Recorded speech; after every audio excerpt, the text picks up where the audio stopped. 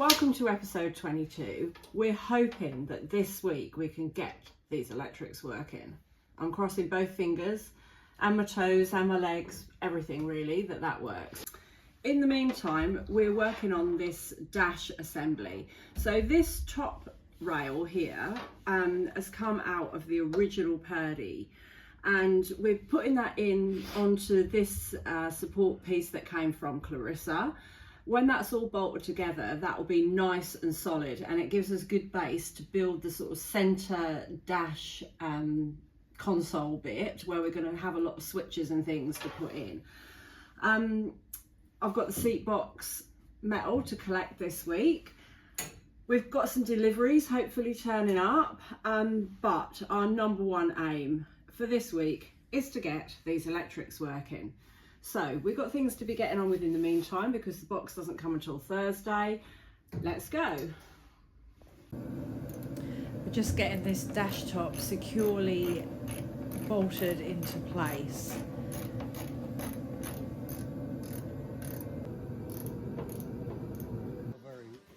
Then moving on to making a little mounting bracket.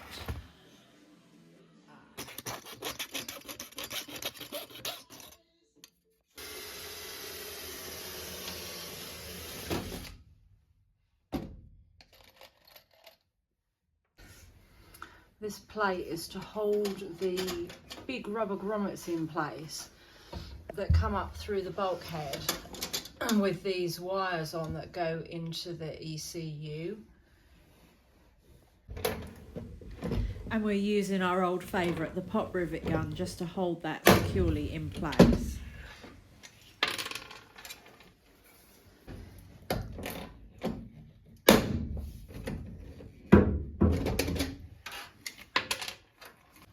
That's a nice neat job. The plate's all pop riveted on, and those little grommets, collars, whatever we're calling them, fit in quite nicely.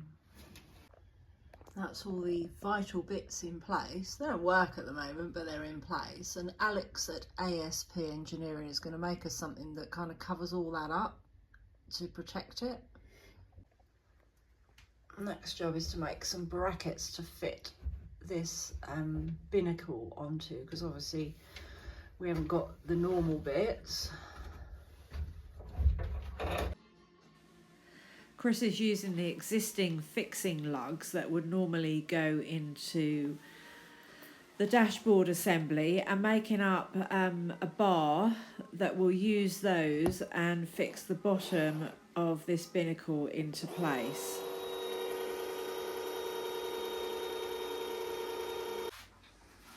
Then we have a bit of a breakthrough.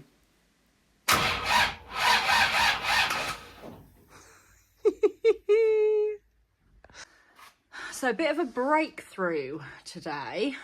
So we've come across one of these. Now this probably isn't from the right era for the car, but plugging it into the circuit, suddenly we can crank the engine.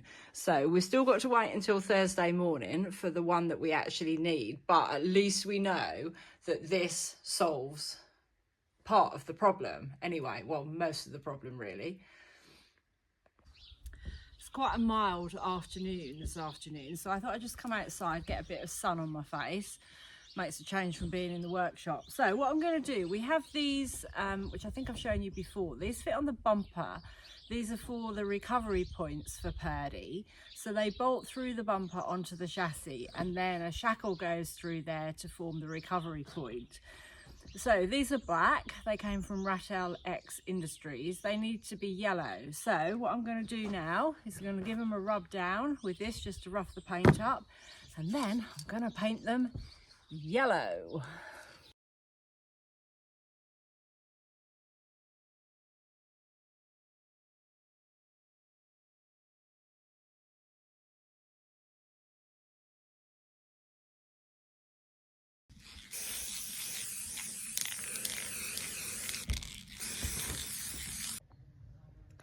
There you go, the recovery points have turned yellow. They've just had their third coat of yellow paint, so just need to let that dry off, and I think they'll do. Probably should have primed them first. I wouldn't have needed so many coats of paint then to get rid of the black, but never mind. The back of Purdey has to have a recovery point too. So what we're actually going to do is steal this one off Priscilla, because I don't really need it on her at the moment. So I'm going to have to take that off and paint that base plate yellow as well.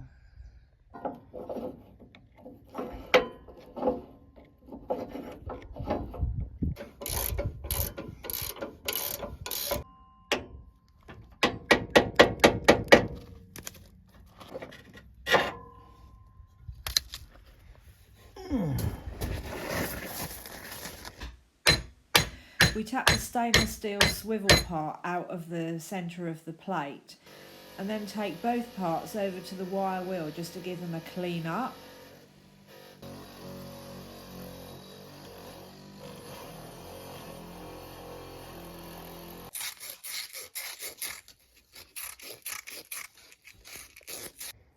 This is the good old rust destroyer and primer. I don't know how many cans of this we've used, but a lot. As it's a sunny afternoon, Chris is doing some outside jobs too.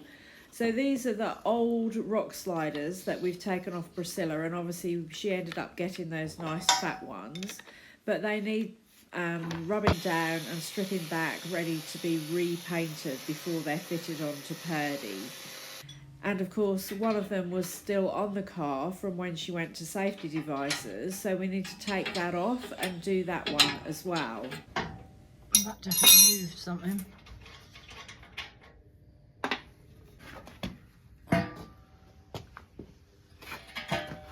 got to put a longer bolt in there because there ain't enough thread there. No, it didn't take much to take it off, did it?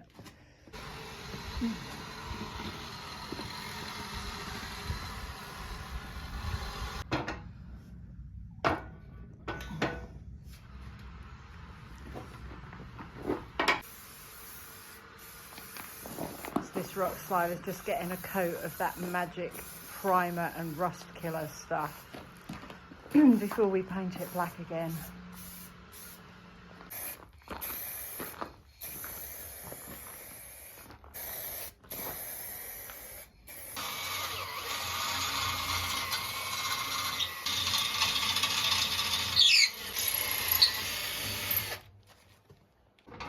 Just to explain how this works, so this bar that I'm holding in my hand goes inside underneath the bumper, and that's already in place, and that's pre-drilled, as you can probably see, so that these bolts that Chris is putting in now go down into that threaded bar to hold in place. And then at the other end, the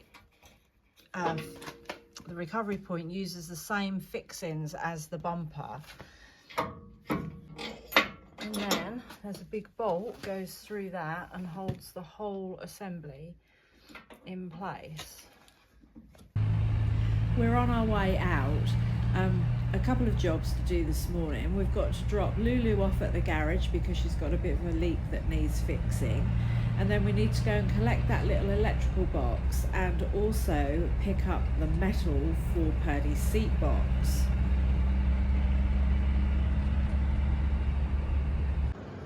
We're at the metal shop to pick up the seat box top and the strengtheners. So we're just trying this seat box top in place.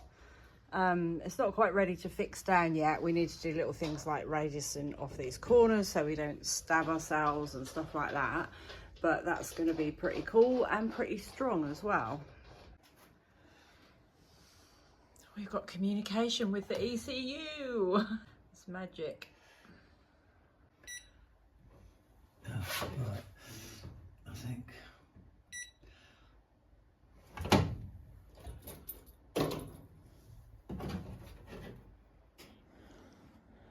So we've actually got stuff on our nanocom, which means that the ECU is kind of awake.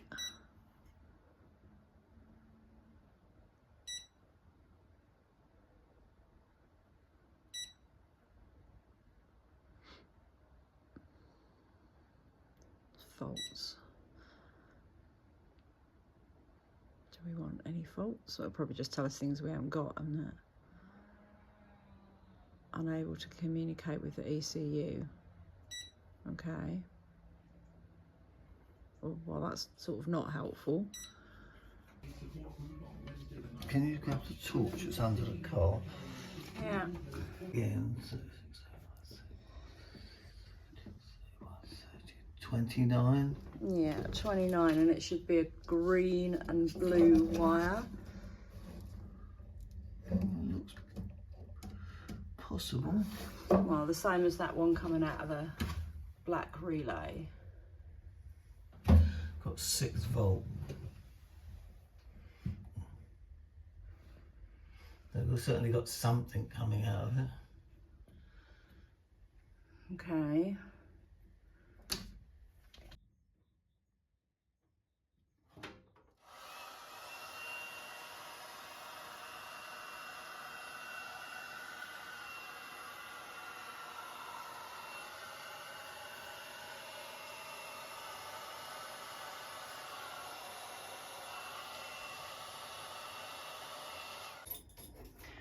We made a few little discoveries while we were checking those wiring diagrams, and now when Chris turns the key,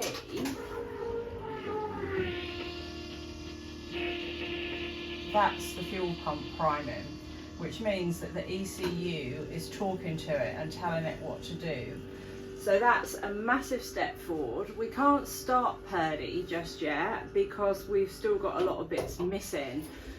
Which is frustrating. They're all the things that we hoped were going to come on the deliveries, which haven't turned up. We've got one delivery stuck in Paris. The other delivery actually only left the UK on Friday. So we're missing the radiator still. That's pretty crucial. There's some pipe work on here that's pretty crucial. Hopefully, if they all come next week, and I know I said that last week, we'll get a running car. One of the many little jobs that are just going to help to make life in Purdey a little bit more comfortable is to put some sand deadening in. Now, obviously at the moment, Purdey is basically a huge metal box, so everything's going to rattle and reverberate. One of the places that we're going to put some sand deadening is in these door skins. So I've got some Dynamat that I've cut to size, and basically what I'm going to do is stick that onto the middle of that door, just so that we deaden off all of that vibration and that you'll get just from being a metal box. So I'm going to stick this on, do the same on the other side, and then have a look at the back door.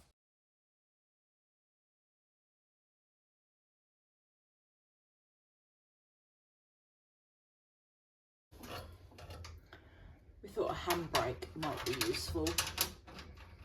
I think it's probably part of the MOT/CT test anyway, that you've got a handbrake. So yeah, but it's a Land Rover, so it won't work. No, it won't work. It's there for decorative purposes, really, isn't it? Because you never rely on a Land Rover handbrake.